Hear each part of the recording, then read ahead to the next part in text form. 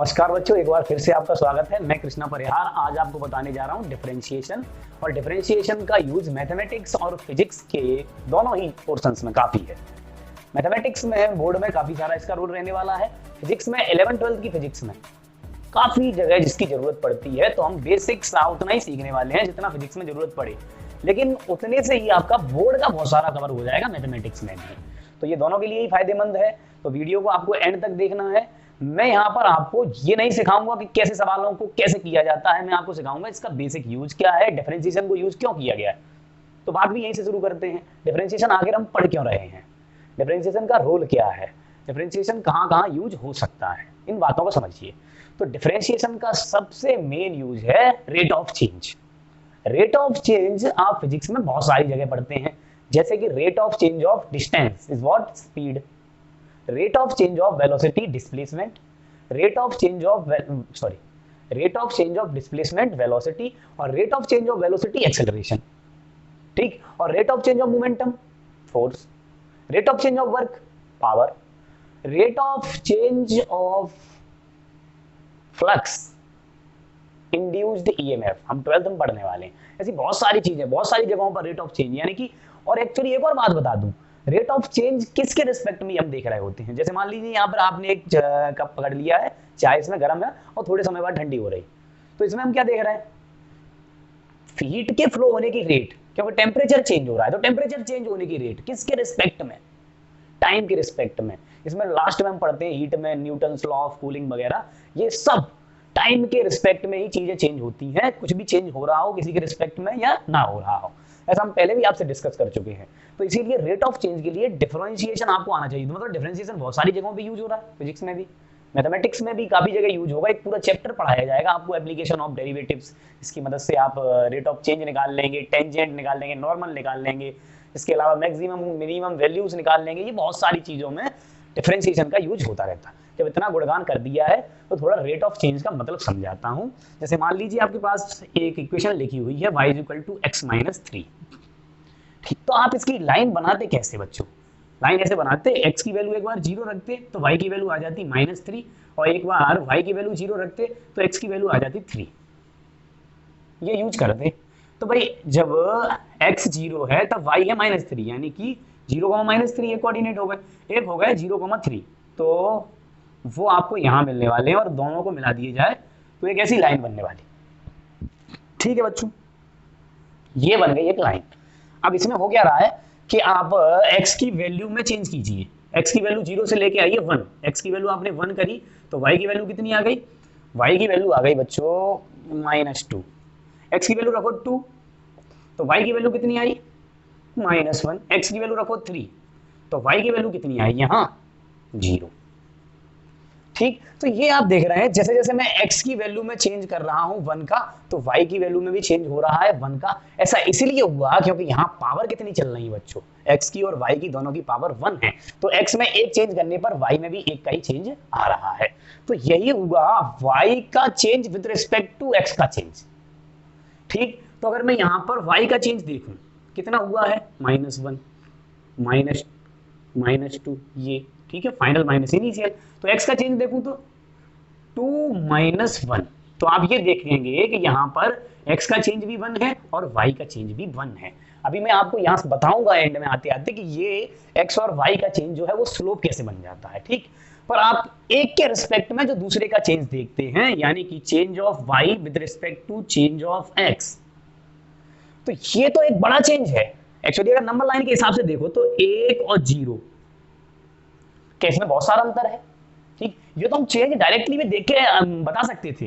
कैसे, देखो 0 से लेके 1 तक ये बड़ा चेंज कैसे है। अब से कहो अब 0 से अगला नंबर क्या होगा, तो कोई कहे 0.1, तो किसी ने कहा 0.01, किसी ने कहा 0.001, तो इनमें कौन ज्यादा सही है, जो ज्यादा 0 लगा रहा है।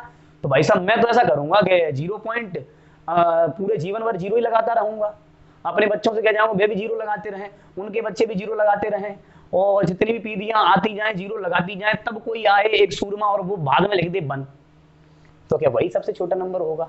0 पॉइंट अनंत बार 0 1, मैथमेटिक्स की भाषा में से h कहते हैं इनफाइनाइटेसिमल, ठीक, यानी कि छोटा सा चेंज किसी भी नंबर में, ठीक, तो ये वैल्यू जो h का चेंज आ रहा है उसी के हिसाब से हम रेट ऑफ चेंज पता लगा सकते हैं, उतना छोटा चेंज भी पता लगा सकते हैं डिफरेंशिएशन से।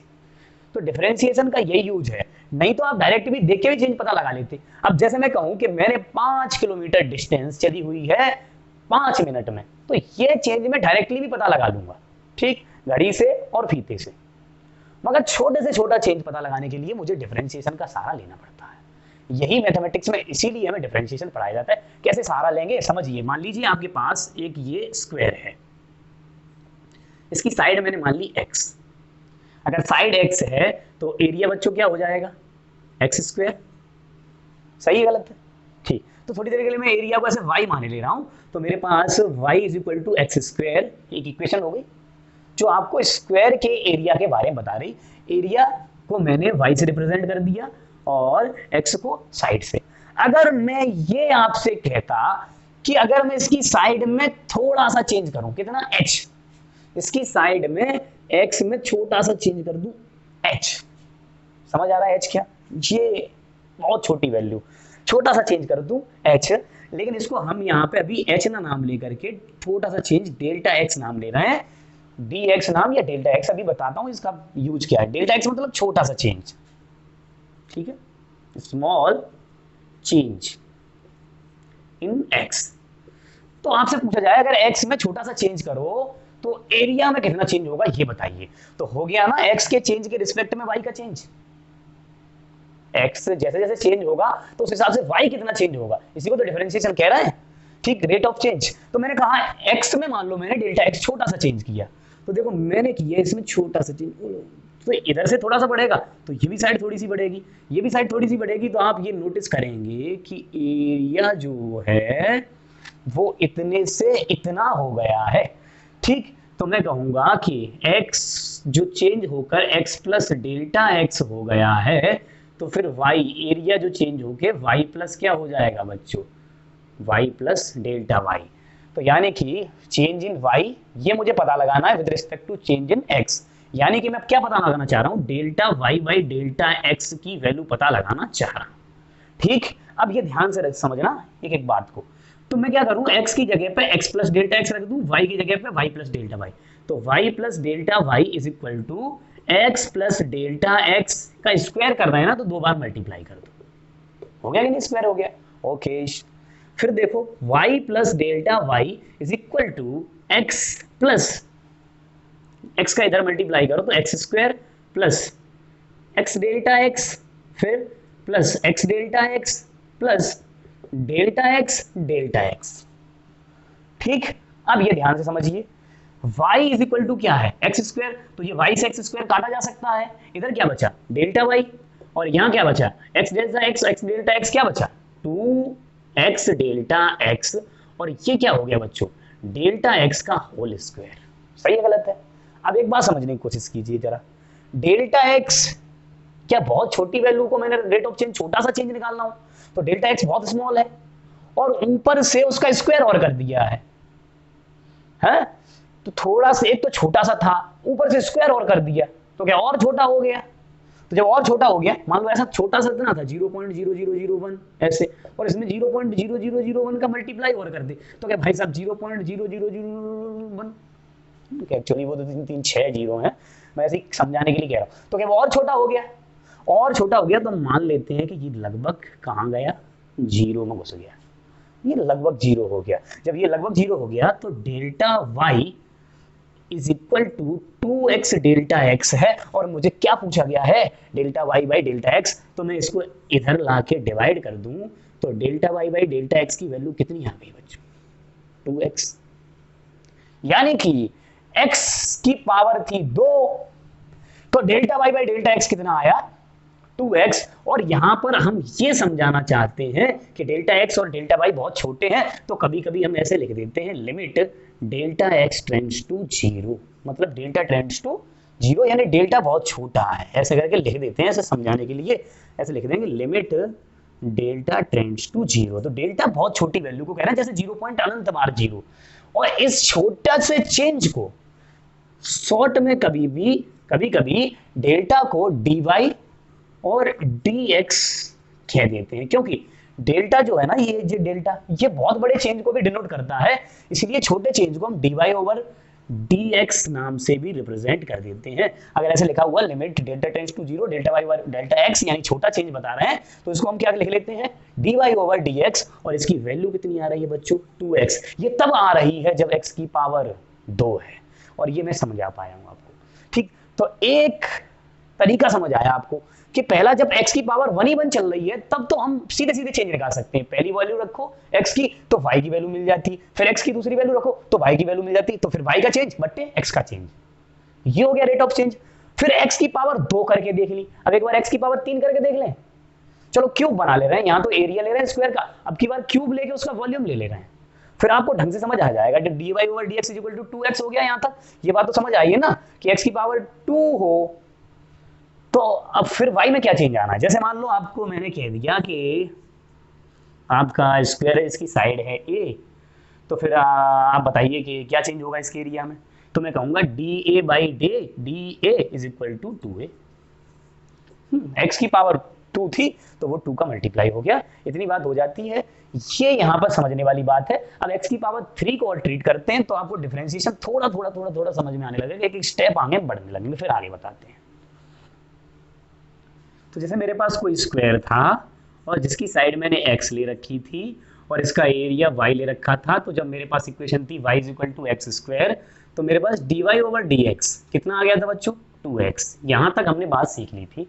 अब हम आगे आते हैं, मान लीजिए मैंने इसे क्यूब बना रखा है, इसका एज a ही है, अभी एज कितना है a, क्यूब का एज आपको a दे रखा है, तो वॉल्यूम को मैं a क्यूब कह सकता हूं।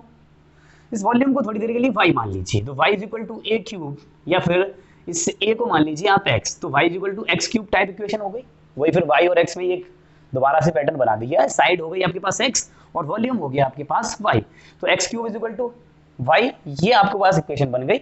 अब सोचो साइड थोड़ी सी बढ़ेगी, तो साइड मान लो ये बेस भी बढ़ गया थोड़ा सा, ये बेस बढ़ा और ये हाइट बढ़ी थोड़ी सी, और ऐसे करके ये भी बढ़ा थोड़ा सा, तो आप देखेंगे अपने आप ही चेंज देख पाएंगे। इधर इसमें बहुत बड़ा चेंज आ जाएगा, ऐसे ऐसे करके ऐसे करके ये बड़ा सा होता जाएगा वॉल्यूम। तो ऐसे करके ये वॉल्यूम कितना बड़ा हो रहा है, वॉल्यूम में चेंज में आपको पता लगाना चाह रहा हूँ। ठीक, तो मैं कहा जब मैं एज में चेंज कर रहा हूँ x से x प्लस डेल्टा एक्स, और डेल्टा एक्स कितना है, डेल्टा एक्स बहुत छोटा है, limit delta x tends to 0 बता रहा हूँ। ठीक, ये आपको ऐसे करके दे दिया y equal to x cube. तो x में अगर चेंज डेल्टा x आता है तो y में कितना चेंज आएगा, तो y प्लस डेल्टा y जो चेंज आ रहा है वो मैं पता लगाना चाह रहा हूँ, क्योंकि जब x में छोटा सा चेंज आ रहा है तो y भी तो छोटा सा ही चेंज होगा। ठीक, तो डेल्टा y टेंड्स टू 0, अब मैं ये पता लगाना चाह रहा हूँ कि ये आएगा कितना। तो मैंने क्या किया बच्चों, x प्लस डेल्टा x को x की जगह रखा और y की जगह क्या रखा, y प्लस डेल्टा y। ठीक, तो यहाँ क्या लिख दूँ, x प्लस डेल्टा x और उसकी पावर 3 कर दूँ। चलो भाई सब कर देते हैं, तो y plus delta y is equal to, इसको ऐसे लिख लो बच्चों, x प्लस डेल्टा x का होल स्क्वायर और multiply x plus delta x, या फिर 3 बार मल्टीप्लाई करें ले रहे हैं। स्टेप बाय स्टेप समझते हैं क्या फर्क पड़ता है, काफी समय हमारे पास, आराम से सीखेंगे। सीखना है, सीखने में तो जल्दबाजी नहीं करनी चाहिए, एक बार सीख जाओ क्वेश्चंस अपने आप आने लगेंगे। हमारे पास कंसेप्ट तगड़ा होना चाहिए, हमें पता होना चाहिए कि हम क्वेश्चंस क्यों कर रहे हैं। ठीक, अब देखो एक्स स्क्वायर पहली बार मल्टीप्लाई किया और इसका इससे के साथ करूंगा तो एक्स डेल्टा एक्स, इसका इसके साथ करूंगा तो 2x डेल्टा एक्स कह दिया सीधा, और ये क्या कह दिया मैंने, डेल्टा एक्स का होल स्क्वायर। फिर हमने क्या किया, अब की बार इसके साथ मल्टीप्लाई और कर लिया। अब जब इसके साथ मल्टीप्लाई करेंगे तो यहाँ पे तो y प्लस डेल्टा वाई को ऐसा ही रखा रहने दो, y प्लस डेल्टा वाई, और ये क्या हो जाएगा आपका एक्स क्यूब। फिर हम करेंगे एक्स स्क्वायर डेल्टा एक्स, फिर हम क्या करेंगे, इसके साथ करते हैं। ठीक, 2x डेल्टा एक्स और यहाँ x, तो ये हो जाएगा 2x स्क्वायर डेल्टा एक्स। फिर हम इसके साथ करें तो ये हो जाएगा 2x डेल्टा एक्स का होल स्क्वायर, क्योंकि डेल्टा एक्स से मल्टीप्लाई हो गया। और ये क्या हो जाएगा बच्चों, ये हो जाएगा x डेल्टा एक्स का होल स्क्वायर। फिर ये क्या हो जाएगा, ये डेल्टा एक्स का होल क्यूब। अभी याद करो कि जब डेल्टा एक्स छोटा सा था और उसका स्क्वायर किया था, क्या वो लगभग 0 हो गया था, तो जो क्यूब वाला तो 0 हुआ ही रखा है। ठीक, तो ये तो जीरो हो गया, तो डेल्टा एक्स का स्क्वायर ये जीरो हो रहा था, तो ये वाले टर्म जीरो हो गए ना, डेल्टा एक्स के स्क्वायर वाले। ठीक, ये टर्म जीरो हो गए, तो मेरे पास क्या बचा, एक्स स्क्वायर डेल्टा एक्स और 2x स्क्वायर डेल्टा एक्स। क्या ये 3x स्क्वायर डेल्टा एक्स हो गया, और ये क्या है, एक्स क्यूब। तो मेरे पास ये वैल्यू बची y plus delta y is equal to x cube plus 3x square delta x. अब क्या समझ आता है इधर से, इधर से ये समझ आता है कि एक्स क्यूब से वाई ये खत्म हो गया, क्योंकि y equal to x cube मुझे पहले ही बता रखा था। तो यहाँ क्या डेल्टा वाई की वैल्यू कितनी मिली, 3x स्क्वायर डेल्टा एक्स। इसको मैं इधर ले आऊँ तो delta y over delta x कितना आ रहा है बच्चों, 3x स्क्वायर। और मैं कह रहा हूँ limit delta tends to zero, यानी कि ये बहुत छोटी वैल्यू है, यानी d y over d x is equal to क्या आ रहा है, 3x स्क्वायर। समझने वाली बात क्या आई, देखना ध्यान से। जब मेरे पास y is equal to x square था तो d y over d x कितना मिला मुझे, 2x। जब मेरे पास y is equal to x cube है तो d y over d x कितना मिला है मुझे, 3x स्क्वायर। सोचो जब मेरे पास y is equal to x की पावर 4 होता, y is equal to x की पावर 4 होता, तो मुझे क्या पता चल रहा है कि 2 पावर जो ऊपर हैं वो मल्टीप्लाई में पहुंच रही हैं अपने आप, इसके ऐसे सेटलमेंट के कारण, और एक पावर कम हो रही है। जैसे यहाँ 3 पावर थी तो 3 पावर यहाँ मल्टीप्लाई में आ गई और एक पावर कम हो गई, तो यहाँ 4 पावर हैं तो क्या होगा, 4 पावर यहाँ मल्टीप्लाई में आ जाएंगे और एक पावर कम हो जाएगी। सही है गलत है। ऐसे ही अगर 5 पावर हो तो अब आप चाहे कोई भी बता सकता है कि मैं इसे 5x की पावर 4 लिखूंगा, तो यही पहला फॉर्मूला बन जाता है डिफरेंशिएशन का। ध्यान रख लो कि अगर y बराबर x की पावर n है देन dy ओवर dx जो होगा वो n times x n minus 1 हो जाएगा। मुझे उम्मीद है कि ये फॉर्मूला किस सिस्टम से बन रहा है ये मैं आपको समझा पाया हूं, और इसी प्रकार से आपको डिफरेंशिएशन का रूल यूज करना है। तो देखो जितनी भी पावर है उससे एक कम होती जा रही है, तो जैसे मेरे पास लिखा है y is equal to x की पावर 5 3x की पावर 4 प्लस एक्स स्क्वायर, ऐसे लिख दिया। तो मैं dy ओवर dx निकालना चाह रहा हूं, तो मैं अलग अलग डिफरेंशिएशन करके लिख सकता हूं। एक्चुअली यहाँ 5 पावर है तो आपको मालूम है कि 5 आगे मल्टीप्लाई में आनी, एक कम हो जानी है, तो यहाँ 4 रह गए। अब ये 4 मल्टीप्लाई में आएंगी तो ये कितनी हो जाएंगी 12, और एक कम हो जाएगी तो ये कितनी रह गई 3, और ऐसे ही यहाँ पर ये हो गई 2 और एक कम हो गई। बोलो क्लियर। तो ये हो गया डिफरेंशिएशन dy ओवर dx, यानी 5x की पावर 4 12x की पावर 3 प्लस 2x। मुझे उम्मीद है कि अब आप ऐसे डिफरेंशिएशन कर पाएंगे। चलो 2-3 देता हूं, एक बार स्क्रीन पॉज करके ट्राई करना, और फिर ये फॉर्मूले को समझ के और ढंग के क्वेश्चन हम आपको करवाते हैं। एक बार स्क्रीन पॉज करके सारे बच्चे क्वेश्चन ट्राई करेंगे, बिल्कुल ही सीरियस बैठ जाओ एकदम से सीरियस। ओके, मोबाइल को जैसे पकड़ के जैसे नहीं पकड़ना है।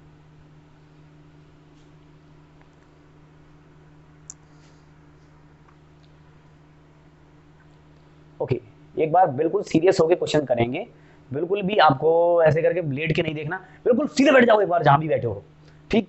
और जो भी क्वेश्चन मैं दे रहा हूं उनको एक बार ट्राई करो, ये गारंटी ले रहा हूं कि आपका 11-12 का फिजिक्स छोड़ो मैथमेटिक्स तक का डिफरेंशिएशन बिल्कुल शानदार हो जाएगा, ठीक। चलो मान लो मैं आपके सामने एक क्वेश्चन लिख रहा हूं, y is equal to x की पावर 3 4x की पावर 2 प्लस 3x प्लस 6, ठीक। दूसरा क्वेश्चन लिखता हूं, y is equal to x square 2 upon x square plus 3x 5 upon x cube. तीसरा क्वेश्चन लिखता हूं, y is equal to x square plus 1 upon x minus 4x square, ठीक। हो गया 4x स्क्वायर, यहां तो एक दे ही रखा है 4x क्यूब। ये 3 क्वेश्चन एक बार ट्राई करो, 1 2 3, ठीक। पहला क्वेश्चन, मैं उम्मीद कर रहा हूं आपने क्वेश्चन ट्राई किया है, ठीक। ये देखो dy ओवर dx, मुझे निकालना rate of change of y with respect to x। तो मुझे मालूम है यहाँ x की पावर 3 है तो एक पावर यहाँ मल्टीप्लाई में ला दी और कम कर दी, तो ये हो गया 3x स्क्वायर।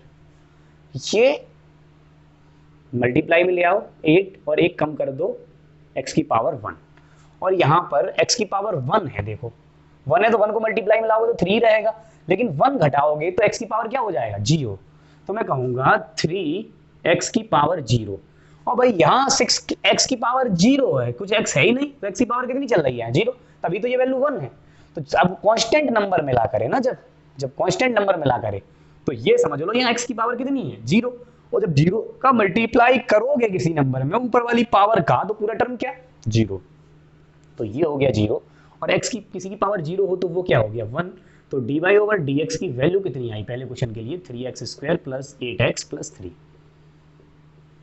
मुझे उम्मीद है आपको ये समझ आ गया होगा। ठीक, दूसरा करते हैं। दूसरे में y is equal to x², ये कर लिया हमने 2x। अब कभी कभी बच्चे क्या करते हैं, यहाँ पे 2 को ऐसे लिखा रहने देते हैं और ये जो है ना यहाँ अपॉन में 2x कर लेते हैं, यही बच्चे भूल कर जाते हैं।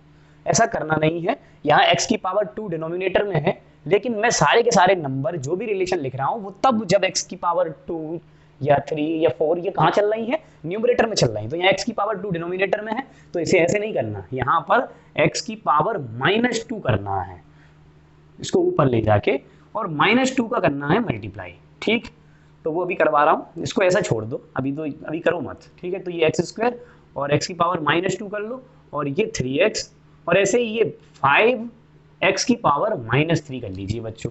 तो इस क्वेश्चन को ऐसे लिख लीजिए। ठीक, अब ऐसे लिख दिया, अब dy/dx निकाल लीजिए। जब dy/dx निकालूंगा तो फिर आपको मालूम है यहाँ तो सीधे सीधे हो जाएगा 2x, यहाँ पे -2 मल्टीप्लाई में होगा तो -4x। अब पावर एक और घट जाएगी तो -4x की पावर -3 हो जाएंगे ना बच्चों। ठीक, अब यहाँ पे पावर 1 चल रही है, 1 का मल्टीप्लाई करोगे तो एक पावर घट के 0 रह जाएगी, तो फिर इसको ऐसा ही छोड़ देंगे, तो ये 3 हो गया। पर यहाँ पे -3 मल्टीप्लाई होने से -15 x की पावर -3 में एक और घटा दोगे -4।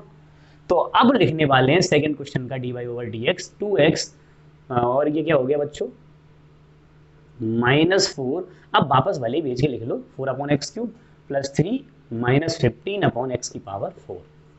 मुझे उम्मीद है कि मैं आपको ये समझा पाया हूँ। x डिनोमिनेटर में पावर हो इसीलिए ये क्वेश्चन लिखा हुआ था, आपको ऐसे ट्रीट करना है। अब ये आ गया x² 1/x -4x³। ठीक, तो इसको भी ऐसे ही करना, dy/dx निकालने हैं थर्ड क्वेश्चन का। यहाँ पे ये तो सीधे सीधे मैं 2x कर दे रहा हूँ, यहाँ पे x की पावर -1 है तो -1 आगे आ जाएगी और एक पावर कम हो जाएगी तो x की पावर -2, तो -2 को नीचे ले आओ तो x की पावर -2 1/x²। फिर से यही वाला सिस्टम पुराना वाला। ठीक, और यहाँ पे 3 पावर है तो इसको मल्टीप्लाई में लाओ तो ये हो जाएगा -12x की पावर 2, एक घटा दो। ठीक, तो ये डिफरेंशिएशन के अलजेब्रिक एक्सप्रेशन वाले क्वेश्चन, यहाँ पॉलिनोमियल टाइप क्वेश्चन जिनमें x की पावर 1 2 3 या कुछ भी चल रही हो, उनको ऐसे करना है। अब कुछ और रूल्स होते हैं, कुछ और प्रकार के फंक्शन आते हैं मैथमेटिक्स में, फिजिक्स में भी यूज आ जाते हैं कभी कभी, तो उनको कैसे करना है वो आपको समझाता हूँ। बेसिक डिफरेंशिएशन इतना सा है, थोड़ा सा और लेवल बढ़ाते हैं। अब देखो, हम आपको 2-3 रूल सिखाएंगे। पहला ये रूल हो गया x की पावर n टाइप अलजेब्रिक के लिए। अब एक रूल होता है चेन रूल, एक होता है प्रोडक्ट रूल, एक होता है क्वोशिएंट रूल। कैसे इस्तेमाल करने हैं समझो। जैसे कुछ फॉर्मूले आप डायरेक्ट बता रहा हूँ जी, कैसे आए हैं, first law of differentiation, second law, वो उसके लिए मैं अलग वीडियो बनाऊंगा मैथमेटिक्स के लिए, तब मैं आपको बताऊंगा कि किस प्रकार से ये फॉर्मूले ड्राइव हुए हैं। जैसे लिखा हुआ है y = sin x, ये फंक्शन ऐसे दे रखा है, इसका डिफरेंशिएशन कैसे करते हैं, तो हम इसके dy/dx की वैल्यू डायरेक्ट याद रख लेंगे, वो होती है cos x। ठीक, पहला फॉर्मूला। कुछ 4-5 फॉर्मूले ही बताऊंगा जो फिजिक्स में यूज होते रहते हैं, इनसे ही काम चलता रहता है।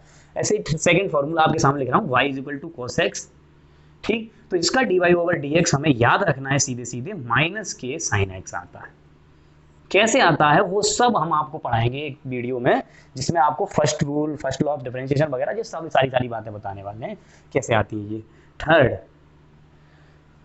थर्ड आपके लिए मैं लिख रहा हूँ y = 10x, और इसका dy/dx आपको ध्यान रखना है sec² x।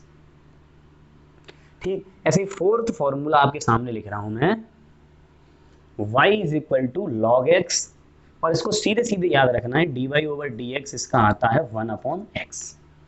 ठीक, ये 4 फॉर्मूले हो गए। पांचवा फॉर्मूला ये और लिखे दे रहा हूं, फिफ्थ, y = e⁻x, तो dy/dx इसका e⁻x ही रहता है। और एक फॉर्मूला तो हो ही गया था ना, y = x⁻n वाला, और ये आपको पता ही है dy/dx इसका क्या है, n(x⁻n-1). तो इस प्रकार से इतने फॉर्मूले से हमारा काम चलता रहता है। मगर ये तो फॉर्मूले हैं, और क्वेश्चन फॉर्मूले में भी कुछ बना दे, इसके फंक्शन में ये रख दे, कंपोजिट बना दे।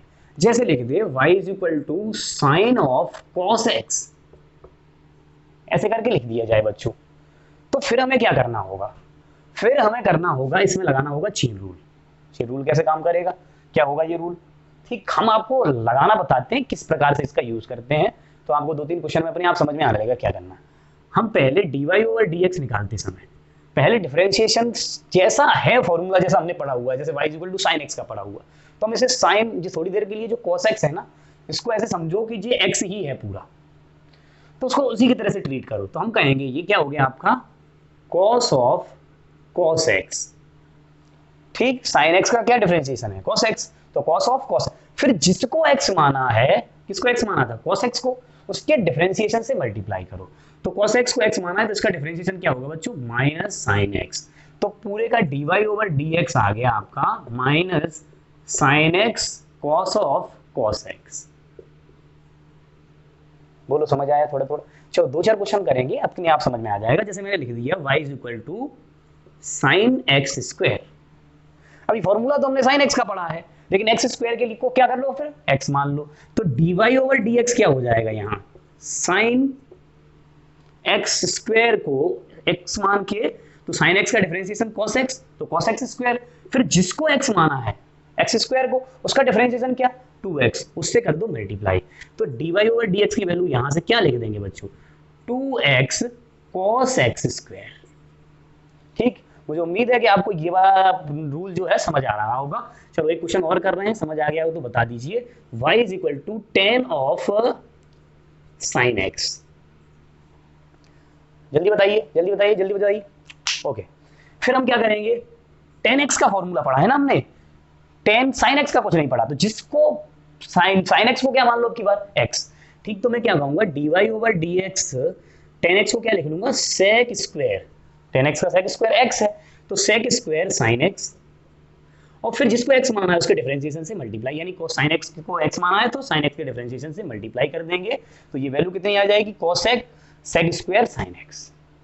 मुझे उम्मीद है कि मैं ये तरीके आपको समझा पा रहा हूँ, अगर समझा पा रहा हूँ तो एक क्वेश्चन और कर दीजिए, और ये 2 क्वेश्चन आप लिख लीजिए और कमेंट बॉक्स में आंसर जरूर बताइएगा। ये मैंने कर दिया लॉग ऑफ एक्स क्यूब, एक क्वेश्चन, ठीक, और दूसरा क्वेश्चन मैं आपको दे रहा हूँ y इज इक्वल टू, ऐसे ही कहीं पे भी रख दो कुछ भी, log cos of log x, ऐसे लिख दे रहा हूँ y is equal to cos of log x.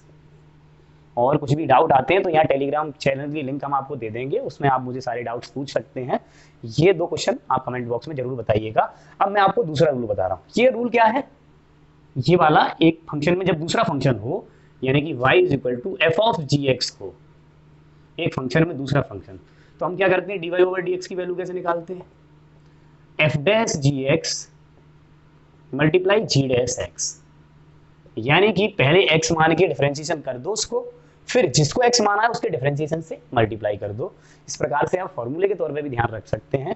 बाद बाकी फॉर्मूला कुछ भी नहीं है, किस प्रकार से करना है ट्रीट वो मैंने आपको समझा दिया। चलो 1-2 रूल और सीखते हैं, ये मुझे उम्मीद है कि आपको इतना समझ आ गया होगा। अब जैसे मान लो आपके पास क्वेश्चन अलग प्रकार का मिल गया, अलग प्रकार का कैसे, ठीक, देख कैसे होता है अलग प्रकार का, sine x log x, 2 function multiply में आ गए ना अब की बार। अब क्या करें, ओहो, अब की बार कोई भी नियम आपका काम नहीं कर पा रहा जो पिछले हमने सीखे थे, इनके फॉर्मूले भी डायरेक्ट नहीं लगा सकते, ठीक। कई बच्चे सोच रहे होंगे उसमें क्या है, साइन एक्स का कॉस एक्स कर दो, लॉग एक्स का 1/x कर दो, नहीं ऐसा मत कर देना, इसके लिए नियम है। क्या नियम है, 2 फंक्शन जब प्रोडक्ट में चल रहे हो तब लगता है प्रोडक्ट रूल, यानी कि y is equal to f x multiply g x हो, 2 फंक्शन का मल्टीप्लाई हो रहा हो, तब हम पहले का डिफरेंशिएशन कर दो, दूसरे को ऐसे ही मल्टीप्लाई कर दो, प्लस दूसरे का डिफरेंशिएशन कर दो, पहले को ऐसे ही मल्टीप्लाई करके छोड़ दो, और ये आ गया dy ओवर dx। कैसे करना है समझो, अब ये लिख तो ऐसे दिया, समझो कैसे करना है।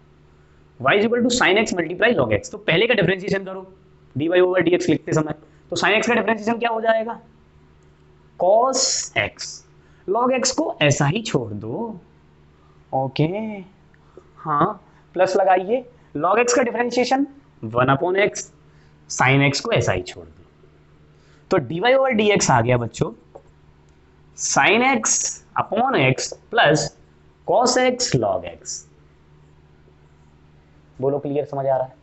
एक का डिफरेंशिएशन दूसरे का मल्टीप्लाई प्लस दूसरे का डिफरेंशिएशन पहले का मल्टीप्लाई। चल देख भाई, एक आध क्वेश्चन और करते हैं तो समझ आ जाएगा ढंग से। अब लिखता हूं मैं, जैसे y is equal to 10x e की पावर x, यहां दो फंक्शन मल्टीप्लाई हो गए। जल्दी जल्दी स्क्रीन पॉज करके ट्राई करो भाई साहब, 2 मिनट में, 2 मिनट नहीं लगनी चाहिए, 2 सेकंड 20 सेकंड मैक्सिमम। चलो करते हैं, क्या करना है dy ओवर dx में, पहले का डिफरेंशिएशन e की पावर जो 10x को पहला मान लो, कोई फर्क नहीं पड़ता, यहाँ इंटीग्रेशन में पड़ता है, यहाँ पे भी कोई फर्क नहीं पड़ रहा। पहले को डिफरेंशिएट करो, sec स्क्वायर x होता है 10x का, और दूसरे को ऐसा ही छोड़ दो, यानी e की पावर x को यहाँ मल्टीप्लाई में सीधे आगे लिखे देना, थोड़ा स्टाइलिश लगता है, ठीक। प्लस दूसरे का डिफरेंशिएशन, e की पावर x का डिफरेंशिएशन क्या बताया था, e की पावर x ही बताया था, इसका कोई डिफरेंशिएशन इंटीग्रेशन से कोई फर्क नहीं पड़ता, ठीक। तो 10x को ऐसा ही छोड़ दो, तो ये हो गया e की पावर x, चाहो तो और शॉर्ट सही तरीके से लिख दो, sec square x plus 10x dy over dx। कभी कभी इसको y डैश भी लिख लेते हैं, ठीक, y डैश का मतलब डिफरेंशिएशन। अब यहां तक की बात समझ आई, तो क्वेश्चन को थोड़ा घुमाते हैं। y इज इक्वल टू, अब की बार मैंने लिख दिया log of sin x multiply 10x square. ओहो, यहाँ घमासान मचा दी है भाई सब, चेन रूल, प्रोडक्ट रूल, सब। एक फंक्शन के भीतर भी दूसरा फंक्शन घुसा है, प्रोडक्ट में दूसरा फंक्शन मल्टीप्लाई में चल रहा है, उसके भीतर भी फंक्शन घुसा है। अब क्या करें, दोनों रूलों को एक साथ लगाओ, पर पहले किसको लगाएं, पहले चेन वाले रूल को, चेन में ही प्रोडक्ट लगाओ। कैसे, ध्यान रखो, dy ओवर dx जब करोगे तो पहले का डिफरेंशिएशन दूसरे का मल्टीप्लाई करोगे। अब पहले का डिफरेंशिएशन पहले पूरा खत्म कर लो, ऐसा समझो। तो जब log x sin x है ना, log ऑफ sin x, तो इसका डिफरेंशिएशन करेंगे तो log x का डिफरेंशिएशन क्या होता है, तो मैंने आपको पहले ही बताया था, जिसका डिफरेंशिएशन कंपोजिट ऐसा नहीं दे रखा हो तो आप पहले इसको x मान लो, तो इसका क्या हो जाएगा 1/x, यानी 1/ sin x, और जिसको x माना है उसके डिफरेंशिएशन से मल्टीप्लाई करो, यानी cos x से कर दो मल्टीप्लाई। तो पहले का डिफरेंशिएशन हो गया पूरा, हाँ तो पूरा हो गया। अब दूसरे को ऐसा ही छोड़ दो, चलो 10x स्क्वायर को हमने ऐसा ही छोड़ दिया, प्लस दूसरे का डिफरेंशिएशन यानी 10x का डिफरेंस, पर 10x नहीं है, ये 10x स्क्वायर है, फिर जो x स्क्वायर है उसको x मान कभी किया कहा था हमने, क्योंकि ये फॉर्मूला हमने नहीं पढ़ा, हमने फॉर्मूला पढ़ा है 10x का। तो हम क्या करेंगे, इसको थोड़ी देर के लिए x मानेंगे, तो ये क्या हो जाएगा बच्चों, ये हो जाएगा sec स्क्वायर x स्क्वायर, सेक पे पूरे पे होल स्क्वायर है, x पे स्क्वायर अलग है, पर किसको x माना है, x स्क्वायर को, तो इसके डिफरेंशिएशन से मल्टीप्लाई कर दो, यानी 2x से यहाँ मल्टीप्लाई कर दीजिए, फिर log ऑफ sin x को ऐसा ही छोड़ दीजिए। ओहो, छोड़ दे रहे हैं, छोड़ दिया, ठीक है भाई साहब। dy ओवर dx कितना आ गया फिर यहाँ से, ये ध्यान रख लीजिए, यहाँ पे आ जाएगा ये 10x स्क्वायर, cot x लिख लूँ इसको, okay, cot x plus 2x sec square x square log of sin x, ये आया है। अब तो थोड़ी थोड़ी अब हमको जो इतना सरल लग रहा है, धीरे धीरे धीरे धीरे धीरे धीरे क्या इसमें पेचीदा काम बढ़ने लगे। चलो थोड़ा सा और इसको आगे बढ़ाते हैं, एक दो क्वेश्चन और सही से कराते हैं, तो आपको और ढंग से क्लियर हो जाएगा। पर स्टेप ध्यान रखने क्या किया है, पहला हमने सीखा x की पावर n वाला, फिर हमने सीखा एक फंक्शन के भीतर दूसरा फंक्शन हो तो पहले पूरे का डिफरेंशिएशन करो, फिर जिसको x माना, जिसको मान रहे हो उसके डिफरेंशिएशन से मल्टीप्लाई करो। फिर तीसरा क्या तरीका सीखा, जब दो फंक्शन मल्टीप्लाई में चल रहे हो तो पहले का डिफरेंशिएशन दूसरे का मल्टीप्लाई प्लस दूसरे का डिफरेंशिएशन पहले का मल्टीप्लाई। फिर जब सब एक साथ चलने लगे तो पहले एक से निपट लो, दूसरे को छोड़ो, प्लस दूसरे से निपटो, पहले को छोड़ो। तीन हो रखे हो तो पहले से निपटो, दोनों को छोड़ो, दूसरे से निपटो, पहले तीसरे को छोड़ो, तीसरे से निपटो। ओहो, क्या ऐसा ही बढ़ता जाएगा, वो मैथमेटिक्स में पढ़ते जाएंगे। मैथमेटिक्स में इसको इतना डिटेल में यही पढ़ना होगा। अब इसमें बहुत सारी एक्सरसाइजेस ऐसे क्वेश्चन वगैरह खूब सारे ट्राई करवाए जाएंगे, मैथमेटिक्स वाले बच्चे खूब करेंगे, लेकिन फिजिक्स वालों के लिए इतना ज़्यादा लेवल बताना अब सही नहीं है, यहाँ तक के लिए बहुत है, ठीक। पर थोड़ा सा एक आध क्वेश्चन और करा देते हैं, मुझे लगने लगेगा, संतोष हो जाएगा, मेरी आत्मा को तसल्ली होगी कि हाँ अब आप सीख रहे हैं। दूसरा एक और क्वेश्चन लिखते हैं बच्चों, यहाँ पर अब की बार मैंने लिख लिया y is equal to log of 10x multiply e की पावर sin x। ऐसा क्वेश्चन बना सकते हैं ना। चलो इसको करते हैं एक बार, ठीक है। D y over d x, मैंने कहा है यहाँ पर कंपोजिट भी है और प्रोडक्ट भी है, दोनों एक साथ चल रहा है ना। तो पहले एक को करो दूसरे को छोड़ो, प्लस दूसरे को करो पहले को छोड़ो, और पूरा कंप्लीट कर लो। प्रोडक्ट रूल के बाद चेन रूल लग रहा हो तो लगाते जाओ, ठीक। तो ये क्या करूंगा मैं, पहले का डिफरेंशिएशन लॉग और एक्स का फॉर्मूला पढ़ा है, 10x का नहीं पढ़ा, तो थोड़ी देर के लिए 10x को x मान लिया, तो log x का डिफरेंशिएशन क्या हो जाएगा 1/x, लेकिन x नहीं है वो 10x है इसलिए 1/10x, ठीक। फिर जिसको x माना उसके डिफरेंशिएशन से मल्टीप्लाई करो यानी sec स्क्वायर x, और इसको ऐसा ही छोड़ दो यानी e की पावर sin x को ऐसा ही छोड़ दो, प्लस इसका डिफरेंशिएशन करो, लेकिन फॉर्मूला तो e की पावर x का पढ़ा है ना, तो sin x को ऐसा ही छोड़ दो, sin x को e की पावर x मान, फिर जिसको x माना उसके डिफरेंशिएशन से मल्टीप्लाई करो यानी cos x, फिर इसको मल्टीप्लाई में लिख के छोड़ दो, ठीक। तो फिर मल्टीप्लाई में क्या आ जाएगा log ऑफ 10x। मुझे उम्मीद है कि मैं आपको ये समझा पाया हूं। अब इसको थोड़ा सा सिंप्लीफाई करके लिखना चाह रहे हो तो सिंप्लीफाई करके लिख लो, वरना तरीका यही है, मैं सिर्फ तरीके डिलीवर करना चाह रहा हूँ। क्वेश्चन ढेर सारे तुम बैठे बैठे बनाते रहोगे, मैं खुद ये बना रहा हूँ बैठ के, मैंने किसी किताब से थोड़े दिए हैं। यहाँ 50 सवाल दूं यहाँ बना देना, यहाँ पे e की पावर x में 10x दे दो और log के अंदर sec x के अंदर एक और x स्क्वायर बना दो, क्या है करते रहो, ऐसा ही करवा रहे होंगे आपसे, पर तरीका समझ आना चाहिए, स्टेप समझ में आने चाहिए कैसा करना है, ठीक।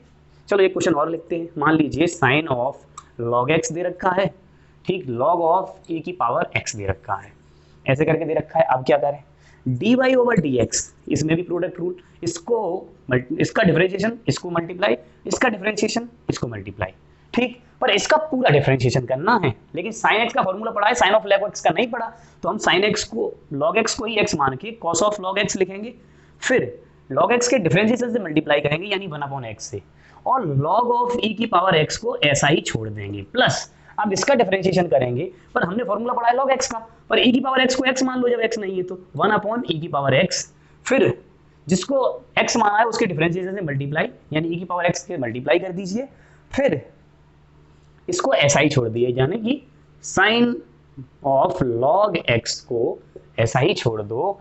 तो ये बच्चों क्या हो गया, ये हो गया आपका 1। एक्चुअली मैं आपको बता दूं log ऑफ e बेस, ये log में e होता है ना, इसकी पूरे की वैल्यू ही जो होती है ये एक दूसरे को कैंसिल कर देते हैं, तो यहाँ पर x बचता है खाली। तो ये log की प्रॉपर्टीज हैं, लॉगरिथमिक फंक्शन नाम से मैं पूरा आपको टॉपिक पढ़ाऊंगा, तब आपको समझाऊंगा, और ये अभी तक इतना ही काम करते हैं इसमें, और ऐसा ही लिखा छोड़ देते हैं। ये हो गया आपका पूरा डिफरेंशिएशन, इसको सिंप्लीफाई करके लिख लेना, ठीक। अब एक और चीज आपको बताते हैं, जैसे फंक्शन आपको ऐसे दे रखा हो sin x upon log x, अब यहाँ अपॉन में आ गई ये बात, इसमें नया नियम लगता है, ठीक, उसे कहते हैं कोशेंट रूल। कैसे लगेगा ये नियम समझ लीजिए, पहले का डिफरेंशिएशन दूसरे का मल्टीप्लाई माइनस दूसरे का डिफरेंशिएशन पहले का मल्टीप्लाई डिवाइडेड बाई पहले का स्क्वायर। देखो मैं लिखे दे रहा हूँ y equal to f x upon g x, ऐसे दो फंक्शन दे रखे हों तो हम फॉर्मूला बना देंगे f dash x g x minus g dash x f x divided by g x का होल स्क्वायर।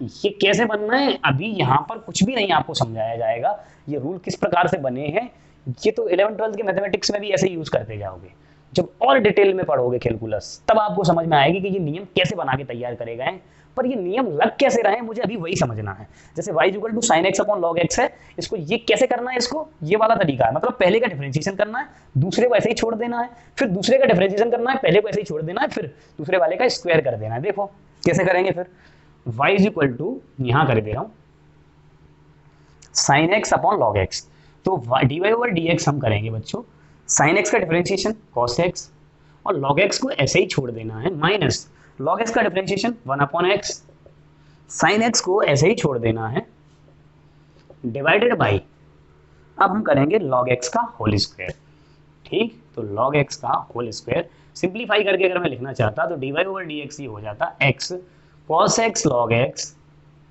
इसे मल्टीप्लाई किया minus sine x upon x log x का होल स्क्वायर। ये आया आपका डिफरेंशिएशन। मुझे उम्मीद है कि आप ये स्टेप समझ पा रहे होंगे। यहाँ पर इसमें कैसा रूल लगाना है, एक का डिफरेंशिएशन दूसरे का मल्टीप्लाई माइनस दूसरे का डिफरेंशिएशन पहले का मल्टीप्लाई। अब मैं इसको और भी कॉम्प्लिकेटेड कर सकता हूँ, हो सकता है साइन ऑफ 10x दे दूं, लॉग ऑफ e की पावर x दे दूं, ऐसे डिफरेंट टाइप से मैं क्वेश्चन बना बना करके आपको टफ लेवल बना सकता हूं, लेकिन तरीके यही लगने वाले हैं, इनके अलावा कोई तरीका डिफरेंशिएशन में नहीं लगता। पहला तरीका क्या है, x की पावर n वाला। दूसरा तरीका क्या है, f के अंदर gx एक फंक्शन हो तो पहले इस पूरे फॉर्मूले की तरह ट्रीट कर लो, फिर जिसको फॉर्मूला माना है उसके डिफरेंशिएशन से मल्टीप्लाई कर दो। मैं रिवाइज कर रहा हूं अपनी बातों को। फिर तीसरा क्या था, दो फंक्शन का मल्टीप्लाई दे रखा हो, fx और gx का, तो फिर क्या करेंगे, पहले का डिफरेंशिएशन दूसरे का मल्टीप्लाई माइनस दूसरे का डिफरेंशिएशन पहले का मल्टीप्लाई। तीसरा क्या है, एक फंक्शन में दूसरा फंक्शन डिवाइड में दे रखा हो तब ये तरीका अपनाते हैं। इसके अलावा कोई भी तरीका आपको नहीं लगाना है। अगर आप ये चारों तरीके कैसे कैसे लगाए हैं और जो क्वेश्चन मैंने आपको कराए हैं, ज्यादा क्वेश्चन मैं करा करके वीडियो को लंबी नहीं बना रहा हूँ, जानबूझ के बच्चे बोर हो जाते हैं और देखते नहीं, पर आपको जितने तरीके बताए उसके दो चार क्वेश्चन खुद बना करके ट्राई करेंगे ना, तो आपको डिफरेंशिएशन प्रॉपर तरीके से आ जाएगा, ये गारंटी है। तो डिफरेंशिएशन में इतना ही है। आज की वीडियो यही समाप्त करते हैं। कमेंट बॉक्स में जरूर बताइएगा कि आपको कैसी लगी। धन्यवाद, नमस्कार।